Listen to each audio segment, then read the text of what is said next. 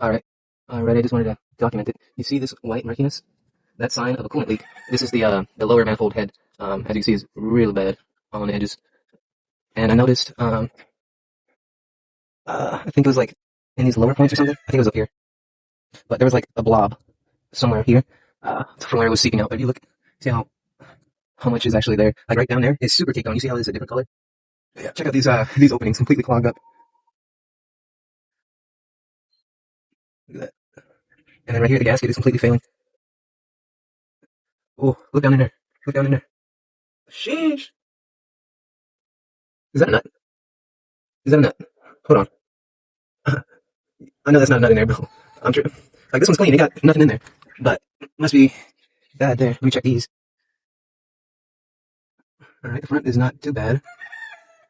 I reckon that piece fell in right now as I took the head off. But that's a orange little strip. I don't know. Yeah, that's a pine needle. I felt like I got debris in it. This is like the only one that isn't closed up the three other completely. Check out the backside. Got some debris on top of the piston rod holder thingies, whatever they're called. But the evidence is there. This is clean metal, and all that is leaked oil, caked up.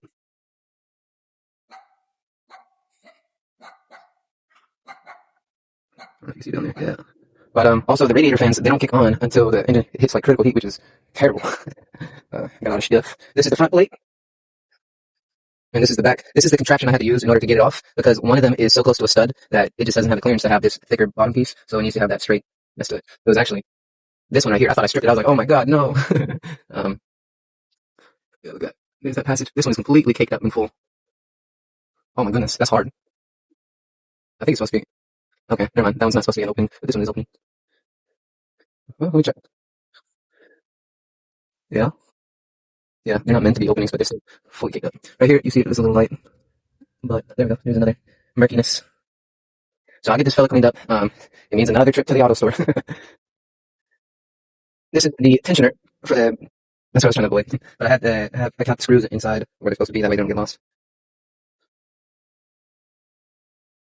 Um, I did not undo these screws to get to the bottom of that plate, which I'm sure is still pretty dirty. See if the camera can get it.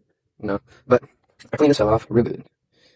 15 likes, and I have this one spotless too. If not, I'm just gonna clean it a little bit, get all the caked up like that.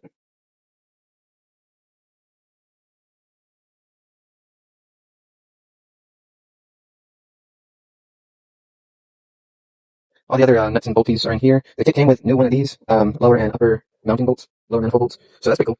I don't gotta reuse those. So the next step to get to this gasket here, we gotta undo these. So yeah, I'll catch y'all later. So instead of having to worry about labeling each one, what I did was I'm just gonna do one side at a time, and I have them slightly labeled. The same way I pulled them out is the same way I laid them down. So yeah. Nice. But yeah, I'm just gonna do one side at a time, and I'll update you guys when I'm done. So you guys be the judge and tell me, is this the appropriate amount or too much RTV? Because this is overhanging quite a bit. Because from my understanding, it was one thin bead. You seat your lower manifold, you hand tighten the bolts down, and then you slowly hand tighten with a wrench until you can see just a tiny bit come out. And then after that, you give it time to cure, and then you can torque it down. But I don't know, this seems excessive to me. Kind of as if they knew they had a leak problem and was like, well, I don't want it to leak again, so let's overfill. Either way, I gotta get all that RTV off. And then we got the next side to do. I'm gonna head over to the store, get some more cleaning agent, degreaser. I'm not gonna actually spray onto here. What I'm gonna do is I'll soak one of the rags with it, and I'll just come only doing the main surface.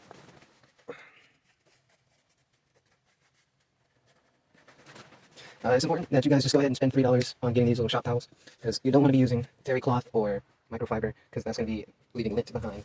And you want to put a good bit of pressure on here. So, I'll be back. I need to go get, what do you call it? What are they called? Anyway, I already said it. But if you guys know, let me know if I need to get new injectors for it, since the little cap and the washer came off. I have some spare rubber washers, and I found one cap. There we go. Because, I mean, they do just slide back over it, but they are old and brittle, so I don't know. Let me know down in the comments. But they're definitely getting clean. Look at that guy, super caked. With actual.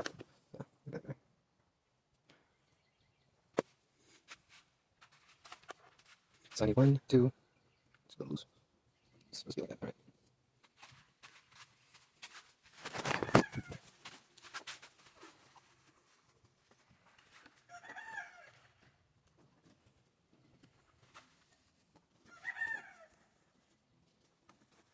I'll give them a further cleaning later. I'm just, on cam.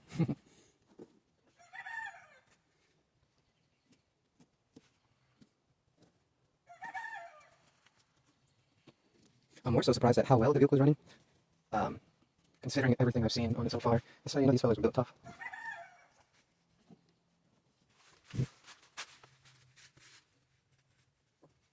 I'm gonna blow all that away.